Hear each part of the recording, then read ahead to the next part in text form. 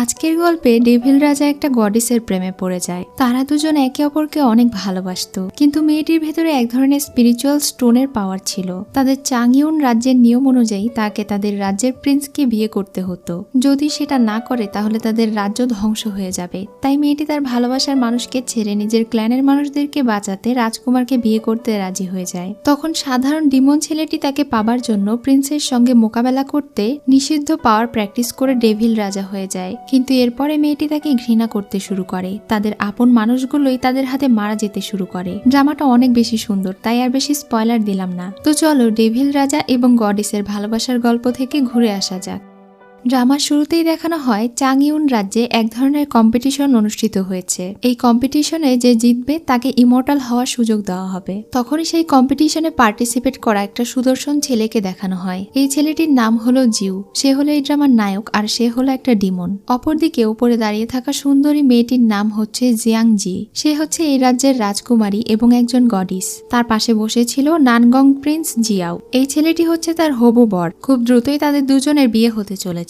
সবাই এই মারামারি খেলাটা এনজয় করলেও জিয়াংজি সেখানে দাঁড়িয়েছিল মন খারাপ করে। জিউ সব লোকদের সঙ্গে লড়াই করে জিতে যায়। এটা দেখে সবাই যখন তাকে কংগ্রাচুলেট করে তখন জিয়াংজি দেখতে পায় এটা আর কেউ নয় বরং জিউ, যার কথা মনে করে সে এতক্ষণ মন খারাপ করে বসেছিল।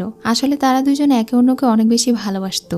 জিউ একজন ডিমন হলেও জিয়াংজি তাকে অনেক বেশি ভালোবাসে। কিন্তু যখন জিয়াংজির বাবা মারা যায় তখন তাদের এই রাজ্যের নিয়ম অনুযায়ী লিংজিয়াও ক্ল্যানের প্রিন্স নানগংকে তার বিয়ে করতে হতো, কারণ তাদের পূর্বপুরুষরাও নিজেদের ক্ল্যানকে বাঁচাতে এই নিয়মটাই অনুসরণ করে আসছে। তাই সে তাদের ক্ল্যানের 1000 বছরের প্রথা ভাঙতে পারে না। নিজের ক্ল্যানের মানুষদেরকে রক্ষা করার জন্য সে জিউ এর সঙ্গে ব্রেকআপ করে চলে এসেছিল। কিন্তু এরপরে জিউ তাকে দেখার জন্য তার ক্ল্যান পর্যন্ত চলে এসেছে। সে যেহেতু কম্পিটিশনে ফার্স্ট হয়েছে এজন্য প্রিন্স গং তাকে খুশি হয়ে উপহার দিতে চায় আর বলে সে কি চায়। তখন জিউ জিয়াংজিকে দেখিয়ে দিয়ে বলে আমি তাকে চাই। এটা শুনে তো সে ভীষণ রেগে যায়। যেই প্রিন্স একটু আগে তাকে পুরস্কৃত করতে চাইছিল এখন সে তাকে মেরে ফেলতে চায়। তখন সেখানে থাকা তার চাচাতো ভাই তাকে বাঁচানোর চেষ্টা করে, যে এই ক্ল্যানের রাজকুমারের সার্ভেন্ট ছিল, কিন্তু রাজকুমার তার কথাও শোনে না। যখন সে তাকে মারতে যাবে তখনই জিয়াংজি রাজকুমারকে বলে ওঠে কিছুদিনের মধ্যেই তাদের দুজনের বিয়ে হতে চলেছে, তাই তারা যেন এই ছেলেটিকে সার্ভেন্ট হিসেবে রেখে দেয়। এটা তাদের জন্য আরো বেশি উপকারের হবে। এটা শুনে রাজকুমার তাকে ছেড়ে দেয়। তখন সেখানে থাকা সবাই রাজকুমারকে বাহবা দিতে থাকে। একই সাথে জিউ অনেক বেশি খুশি হয়ে যায় কারণ সে এখন এখানে থাকতে পারবে। প্রাসাদে ফিরে গং জিয়াংজিকে আঘাত করে আর তাকে বলে সে কেন আজকে এমন একটা সিন ক্রিয়েট করলো, ওই ছেলেকে সে সবার সামনে কেন বাঁচালো। কিছুদিনের মধ্যেই তাদের দুজনের বিয়ে হবে, তাই তার মনে যদি অন্য কোনো উদ্দেশ্য থাকে তাহলে সে যেন এখন থেকেই সাবধান হয়ে যায়, নয়তো সে তাকে মেরে ফেলবে। এসব কিছু বলে সে ওখানে থেকে চলে যায়। অন্যদিকে জিউকে দেখি তার অনেক বেশি রাগ হচ্ছিল, কারণ সে চাইলেও তার ভালোবাসার মানুষকে মুক্ত করতে পারছিল না। তখন তার ভাই জি ইউ তাকে এত রাগ করতে বারণ করে। একই সাথে সে তাকে সাবধানে থাকতে বলে। এদিকে প্রিন্স গং একটা স্পিরিচুয়াল স্টোনের পাওয়ার নিচ্ছিল। এই মেয়েটি হচ্ছে তার সার্ভেন্ট। এই মেয়েটিও তার মতোই পাওয়ারফুল এবং নির্দয়। আসলে তাদের উদ্দেশ্য হচ্ছে সমস্ত স্পিরিট স্টোন উদ্ধার করা, যাতে করে নানগং জিয়াও অনেক বেশি পাওয়ারফুল হতে পারে। তারা অলরেডি 2টা স্পিরিট স্টোন কালেক্ট করে ফেলেছে। তাই প্রিন্স গং এখন তার সার্ভেন্টকে বলে ডিমন ক্ল্যানের যে ডিমন স্পিরিট স্টোন আছে সেটা অর্জন করতে, কারণ ওইটা যদি সে অর্জন করতে পারে তাহলে সে 3টা দুনিয়াকে শাসন করতে পারবে আর অনেক বেশি পাওয়ারফুল হয়ে যাবে। অন্যদিকে জিয়াংজি যখন মন খারাপ করে দাঁড়িয়েছিল তখনই সেখানে জিউ আসে। সে তাকে বুঝিয়ে শুনিয়ে তার সঙ্গে করে নিয়ে চলে যায় আর বলে সে তাকে বাঁচাবে। তাদেরকে চলে যেতে দেখে জি ইউ আর চিং দুইজনই মন খারাপ করে ভাবতে থাকে প্রিন্স গং অনেক শক্তিশালী, তারা চাইলেও তার হাত থেকে বাঁচতে পারবে না। কিছুক্ষণ পরে যখন প্রিন্স গং এর সার্ভেন্ট সেখানে চেক করতে আসে জিয়াংজি কোথায়, তখন তার সার্ভেন্ট এটা দেখে দ্রুত নিজের রূপ চেঞ্জ করে ফেলে। সেই সার্ভেন্টের তাকে একটু সন্দেহ হচ্ছিল, কিন্তু তখন সে জিয়াংজির মতো কথা বলে। সে তাকে বলে আমাকে বিরক্ত না করে এখানে থেকে চলে যান, আমি এখন রেস্ট নিব। এটা শুনে সেই সার্ভেন্ট সেখানে থেকে চলে গেলে সে প্রজাপতির রূপ নিয়ে নেয় আর দ্রুত জিয়াংজিকে খোঁজার জন্য বের হয়ে যায়। এদিকে তারা দুজন ফক্স ক্ল্যানে চলে গিয়েছিল। তারা দুজন এখানে বসে বসে গল্প করছিল। জিয়াংজি তাকে জিজ্ঞাসা করে সে কেন এত রিস্ক নিয়ে তাদের প্রাসাদে গিয়েছে। জিউ বলে কারণ আমি তোমাকে ভুলতে পারিনি। আমরা দুইজন যেই সুন্দর সময়গুলো কাটিয়েছি আমি কিছুতেই ভুলতে পারছি না। এটা শুনে জিয়াংজির অনেক খারাপ লাগে। এখন তারা দুজন বাহিরে যায়। তারা দুজন এর আগে অনেক ঘুরে বেরিয়েছে, অনেক আনন্দ করেছে। এমনকি জিউ তার জন্য সুন্দর জোনাকি পোকা ধরে দিয়েছে। এই সবকিছু তাদের সুন্দর মুহূর্ত ছিল। জিউ এখন এই সবকিছু মনে করে তাকে বলে যে সে তাকে পছন্দ করে আর সে সারা জীবন তার সঙ্গেই থাকতে চায়। এটা শুনে জিয়াংজির অনেক ভালো লাগে। জিউ এখন গাছ থেকে সুন্দর একটা চেরি ফুল পেরে তার মাথায় পরিয়ে দেয় আর তাকে বলে, আমি তোমাকে ঠিক এই সুন্দর ফুলের মতো করে আগলে রাখবো, তুমি কি আমার সঙ্গে সারা জীবন থাকবে? জিয়াংজি বুঝতে পারছিল না যে সে তাকে কি উত্তর দেবে। অন্যদিকে আমরা চিংকে দেখতে পাই। সে জিয়াংজিকে খোঁজার জন্য ফক্স ক্ল্যানে চলে এসেছিল, তাকে খুঁজে বেড়াচ্ছিল। তখনই হঠাৎ একটা ছেলে অনেক বেশি ভয় পেয়ে দৌড়ে তার দিকে আসতে থাকে। চিংকে দেখা মাত্রই তার মাস্টারের কথা মনে পড়ে আর সে বলতে থাকে, মাস্টার আপনি এখানে কি করছেন? এটা বলেই সে চিংকে জড়িয়ে ধরে। চিং তো বুঝতেই পারছিল না এগুলো কি হচ্ছে। যেহেতু ছেলেটি আহত ছিল এজন্য সে ওই ছেলেটিকে সাইডে নিয়ে গিয়ে বসায়।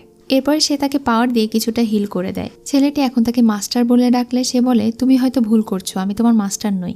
এই ছেলের নাম হলো ইয়ান। ইয়ান তখন তাকে জিজ্ঞাসা করে তাহলে তার নাম কি। সে তখন বলে তার নাম হলো চিং আর সে এখানে তার মাস্টারকে খুঁজতে এসেছে। তার মাস্টার হচ্ছে চাংইউন রাজ্যের রাজকন্যা জিয়াংজি। এটা শুনে ছেলেটি অনেক অবাক হয়ে যায়। এদিকে আমরা গংকে দেখি। তারা সবাই জেনে গিয়েছিল জিয়াংজি কোথাও চলে গিয়েছে। তখন তার সার্ভেন্ট বলে সে খোঁজ নিয়েছে তারা ফক্স ক্ল্যানে আছে। এটা শুনে তারা আর একটুও দেরি করে না। নানগং তার দলবলদেরকে নিয়ে সেখানে চলে যায়। গং তাদের দুজনকে একসঙ্গে দেখে তো ভীষণ রেগে যায়। সে জিউকে আঘাত করে বাহিরে পাঠিয়ে দেয়। তারা সবাই মিলে এখন জিউকে মারতে শুরু করে। আর গং এই সবকিছু জিয়াংজিকে দেখাচ্ছিল, যার কারণে সে অনেক বেশি কষ্ট পাচ্ছিল। সে কান্না করে বলছিল জিউকে ছেড়ে দিতে। তখন তারা তাকে আরো বেশি আঘাত করতে শুরু করে। গং এখন দরজা বন্ধ করে প্রিন্সেসকে শাসন করে। সে তাকে জিজ্ঞাসা করে ছেলেটা তোমাকে কোথায় কোথায় স্পর্শ করেছে, এখানে এখানে নাকি এখানে? এসব কিছুর কারণে জিয়াংজি অনেক কান্না করতে থাকে আর বলতে থাকে তুমি অনেক বেশি নিষ্ঠুর। গং তাকে বলে তোমার এত সাহস কিভাবে হলো? কিছুদিন পরে তোমার আর আমার বিয়ে হবে আর তুমি এখন এইসব রঙ্গ তামাশা করে বেড়াচ্ছ? মনে রেখো এখন থেকে তুমি সারা জীবনের জন্য শুধু আমার, তুমি আমার কাছে থেকে কোথাও পালাতে পারবে না। জিয়াং তাকে বলে দেয় সে তাকে বিয়ে করতে চায় না। তখন গং তাকে থ্রেট দিয়ে বলে যদি সে তাকে বিয়ে না করে আর তার কাছে থাকা স্পিরিট স্টোন তাকে না দিয়ে দেয় তাহলে তাদের পুরো ক্ল্যানকে সে ধ্বংস করে দেবে। এটা শুনে সে আর কোনো উপায় না পেয়ে রাজি হয়ে যায়। এখন তারা বাহিরে যায়। গং এবার জিউকে আঘাত করে আর সে তাকে আরো মারতে চাইলে জিয়াং তাকে বলে যদি সে গংকে ছেড়ে না দেয় তাহলে সে জিয়াংকে তো পাবেই না আর সেই স্পিরিট স্টোনও পাবে না। এটা শুনে গং জিউকে ছেড়ে দেয় আর তাকে নিয়ে সেখানে থেকে চলে যায়। তারা চলে যাওয়ার পরে জিউ বুঝতে পারে জিয়াং গডিস হলেও তার ক্ল্যানে তাকে কতটা অত্যাচার সহ্য করতে হচ্ছে। তার এমন কষ্ট সে আর দেখতে পারছে না। যেহেতু সে অনেক সাধারণ একটা ডিমন ছিল তাই তার মাঝে এতটা পাওয়ার ছিল না যে সে তার প্রেমিকাকে বাঁচাবে। তাই সে পাওয়ার অর্জন করার জন্য তাদের ডিমন ক্ল্যানের একটা নিষিদ্ধ জাদু ব্যবহার করতে শুরু করে দেয়। এটা করার ফলে প্রথমত তার ক্ষতগুলো সেরে যায়। এরপর সে ঠিক করে সে যেভাবেই হোক জিয়াংকে ওই গঙের হাত থেকে উদ্ধার করে নিয়ে আসবে। এদিকে ইয়ানকে দেখি। সে যখন তার মৃত মাস্টারের কাছে যায় তখন আমরা দেখতে পাই তার মাস্টার দেখতে হুবহু চিং নামের সেই মেয়েটির মতো। এই জন্য সে অনেক কনফিউশনে পড়ে যায় আর তার মাস্টারকে বলে তার মাস্টার কি ওই মেয়ের রূপ নিয়ে ফিরে এসেছে নাকি ওই মেয়েটা অন্য কেউ। সেই দিন রাতে প্রিন্স গং আবারও সন্দেহজনকভাবে জিয়াং এর রুমে যায় এটা দেখার জন্য যে সে তার রুমে আছে নাকি চলে গিয়েছে। জিয়াং তার রুমেই ছিল। সে এখন প্রিন্সকে দেখে রেগে তাকে বলে 2 দিন পরে যেহেতু তাদের বিয়ে তাই সে একটু রেস্ট করতে চায় আর তাদের যেহেতু এখনো বিয়ে হয়নি তাই প্রিন্স যেন হুটহাট এভাবে চলে না আসে। এটা শুনে প্রিন্স আর বেশি কিছু না বলে সেখানে থেকে চলে যায়। তখন সে তার সার্ভেন্টের সঙ্গে প্ল্যান করে বাইরে বেরিয়ে যায়। এটা দেখে জি ইউ তাকে যেতে বাধা দেয় আর তাকে বলে দয়া করে আপনি আবারও পালিয়ে আমার ভাইয়ের কাছে যাবেন না। এমনিতেই প্রিন্স আমার ভাইকে অনেক বেশি আঘাত করেছে, আপনার চক্করে পড়ে সে অনেক বিপদে পড়তে পারে, আমি আপনাকে রিকোয়েস্ট করছি। জিয়াং তখন তাকে চিন্তা করতে বারণ করে আর বলে তার নিজস্ব প্ল্যান আছে। এটা বলেই সে একটা বিশাল বড় হলে চলে যায়। সেখানে স্পিরিচুয়াল স্টোন ছিল।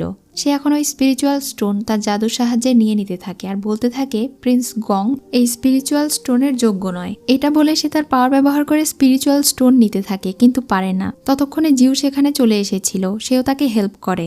এখন তারা দুইজনই পাওয়ার ব্যবহার করে সেই স্পিরিচুয়াল স্টোনটা নিয়ে নেয়। যেহেতু এই বিষয়টা এখন প্রিন্স জানতে পেরে যাবে এজন্য জিয়াং তাকে নিয়ে সেখানে থেকে পালাতে শুরু করে। কিছুক্ষণ পরে যখন প্রিন্স সেখানে এসে স্পিরিচুয়াল স্টোন উধাও দেখতে পায় তখন তো সে অনেক রেগে যায়। সবার প্রথমে সে জি ইউকে সন্দেহ করে আঘাত করে। সে তার লোকদেরকে বলে যেখানে থেকেই পারুক না কেন তারা যেন জিউ আর জিয়াংকে ধরে নিয়ে আসে। এদিকে আমরা জিয়াং আর জিউকে দেখি। যেহেতু স্পিরিচুয়াল স্টোন তারা উদ্ধার করে ফেলেছিল তাই তাদের ক্ল্যানের আর কোনো সমস্যা হওয়ার কথা না। এজন্য তারা দুজন অনেক বেশি খুশি ছিল এটা ভেবে যে তারা হয়তো মুক্ত হয়ে গিয়েছে।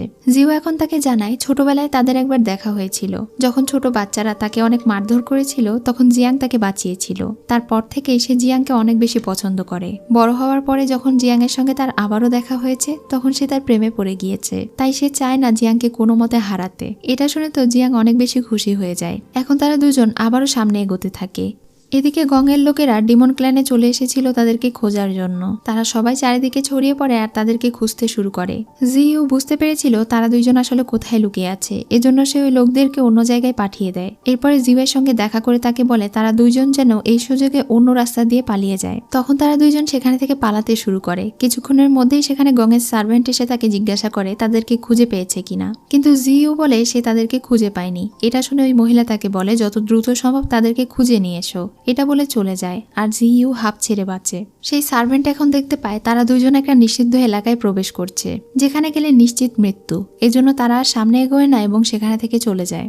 সে এখন এই বিষয়টা গংকে জানায়। তখন গং বলে সে যদি মারা যায় তাহলে তো আমার কোনো লাভই হবে না, কিন্তু সার্ভেন্ট তাকে চিন্তা করতে বারণ করে, কারণ তারা দুজন যেহেতু একে অন্যকে ভালোবাসে নিশ্চয়ই তারা একে অন্যকে প্রোটেক্ট করবে। এছাড়াও সার্ভেন্টের মাথায় আরো একটা বুদ্ধি আসে। সে ওখানে চিংকে নিয়ে আসে। তার চিংকে বলে সে যেন গিয়ে জিয়াংকে খুঁজে নিয়ে আসে, কিন্তু চিং এতে রাজি না হলে গং তার ভেতরে থাকা প্রজাপতি বের করে দেয়। মানে মেয়েটির প্রজাপতি পাওয়ার ছিল, তাই গং তার ভেতরে থাকা হুবহু একটা প্রজাপতি বানিয়ে জিয়াংকে খুঁজতে পাঠিয়ে দেয়। এদিকে জিউ আর জিয়াং যখন সেই নিষিদ্ধ এলাকায় প্রবেশ করে তখনই হঠাৎ করে জিয়াংকে একটা আত্মা অ্যাটাক করে দেয়। তার পুরো শরীর ঠান্ডা হতে শুরু করে। তার এত খারাপ অবস্থা দেখে জিয়াং তো অনেক বেশি অস্থির হয়ে যায়। সে নিজের পাওয়ার দিয়ে তাকে বাঁচানোর চেষ্টা করে। জিউ তখন তাকে চিন্তা করতে বারণ করে আর সে তাকে কিস করে দেয়। সঙ্গে সঙ্গে সেই বরফে ঢাকা গাছে ফুল ফুটে যায়, আর এতে করে জিউয়ের ভেতরে থাকা বিষক্রিয়াও অনেকটা কেটে যায়। জিয়াং বলে এটা এমন একটা গাছ যেটা একমাত্র দুইজন ভালোবাসার মানুষের সংস্পর্শে আসলেই ফুল ফোটে। তার মানে তারা দুজনে একে অন্যকে সত্যিকারের ভালোবাসে। জিউ এখন এই গাছকে সাক্ষী রেখে তাকে প্রমিস করে বলে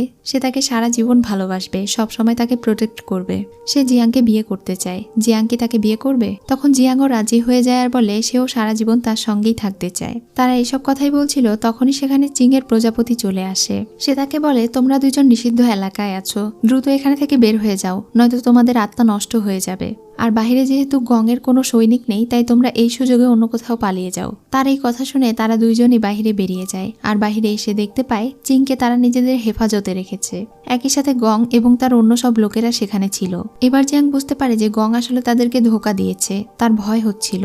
ইয়ান সেখানে এসে দেখতে পায় চিং বিপদে আছে। এটা দেখে এসে চিংকে নিয়ে ওখানে থেকে গায়েব হয়ে যায়। লিউ এখন গংয়ের সঙ্গে লড়াই করার চেষ্টা করলে সে তাকে আঘাত করে, কারণ গং অনেক বেশি পাওয়ারফুল। সে এখন তাদের সবাইকে নিয়ে অন্য জায়গায় চলে যায়। গং এখন জিয়াংকে বলে ভালোই ভালোই তাকে স্পিরিট স্টোন ফিরিয়ে দিতে আর তাকে বিয়ে করতে, কিন্তু জিয়াং কিছুতেই রাজি হয় না। সে বলে তারা দুজন একে অন্যকে ভালোবাসে আর তারা দুজন একে অন্যকে বিয়েও করতে চায়। যেহেতু তারা তাদের কোনো কথাই শুনছে না, এজন্য সার্ভেন্ট তাকে একটা বুদ্ধি দেয়। সে বলে জিউকে এখানে থাকা আইস লেকের পানিতে ফেলে দিতে। সেই পানির ভেতরে গেলে সে ধীরে ধীরে মারা যাবে। তার ভেতরে থাকা সমস্ত ভালোবাসা আস্তে আস্তে দূর হয়ে যাবে আর সেও অনেক বেশি কষ্ট পেয়ে মারা যাবে। অন্যদিকে জিয়াংকেও তারা এক ধরনের মেডিসিন দিতে চায়, যেটার মাধ্যমে সে তার সমস্ত অতীতের স্মৃতি ভুলে যাবে, এমনকি জিউকেও ভুলে যাবে। গংয়ের তার সার্ভেন্টের বলা এই আইডিয়া অনেক বেশি পছন্দ হয়। এজন্য এখন তারা তাদের উপরে অ্যাটাক করলে জিয়াং জিউকে বাঁচানোর চেষ্টা করে, তবে সে তার সঙ্গে পারে না। জিয়াংকে সাইডে সরিয়ে দিয়ে গং এখন জিউয়ের উপরে একটা একটা করে আঘাত করতে থাকে।